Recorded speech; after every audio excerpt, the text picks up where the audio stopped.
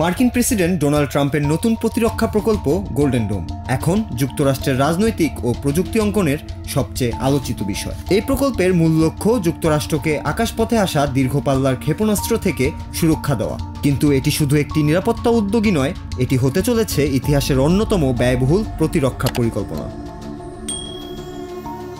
প্রযুক্তি নির্ভর এই ব্যবস্থার জন্য সম্ভাব্য খরচ ধরা হয়েছে $500 বিলিয়ন বেশি, অর্থাৎ বাংলাদেশি মুদ্রায় প্রায় 55 লাখ কোটি টাকা। সিএনএনের এক প্রতিবেদনে বলা হয়েছে, পেন্টাগন প্রেসিডেন্ট ট্রাম্পের কাছে এই প্রকল্পের জন্য 3টি বাজেট বিকল্প তুলে ধরেছে, ছোট, মাঝারি আর বড়। এর মধ্যে যে কোনো একটি বেছে নেবেন ট্রাম্প, আর এই সিদ্ধান্তই ঠিক করে দেবে প্রকল্পের গতিপথ।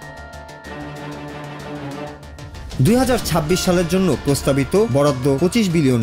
তবে কংগ্রেসের বাজেট অফিস বলছে পুরো প্রকল্প শেষ করতে সময় লাগতে পারে অন্তত 20 বছর। এই বিশাল প্রকল্প সরকারের পক্ষে একা বাস্তবায়ন করা সম্ভব নয়, তাই যুক্ত করা হচ্ছে বেসরকারি প্রতিষ্ঠানগুলোকে। এলন মাস্কের স্পেসএক্স ছাড়াও আরও দুটো কোম্পানি অ্যান্ডোরিল ও পালান্টির ইতিমধ্যে প্রতিরক্ষা দপ্তরে চুক্তির জন্য প্রস্তাব দিয়েছে।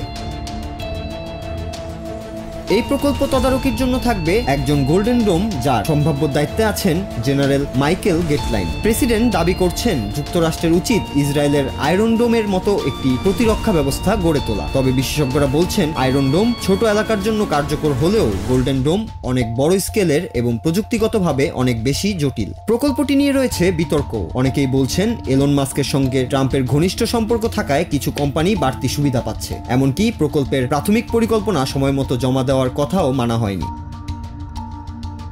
প্রকল্পটি এখনো পরিকল্পনা পর্যায়ে থাকলেও এটি বাস্তবায়িত হলে যুক্তরাষ্ট্রের নিরাপত্তা ব্যবস্থায় এক বড় পরিবর্তন আনবে, এমনটাই মনে করছেন অনেকে।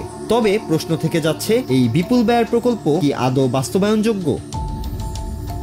নূর Raju, Bangla TV news desk.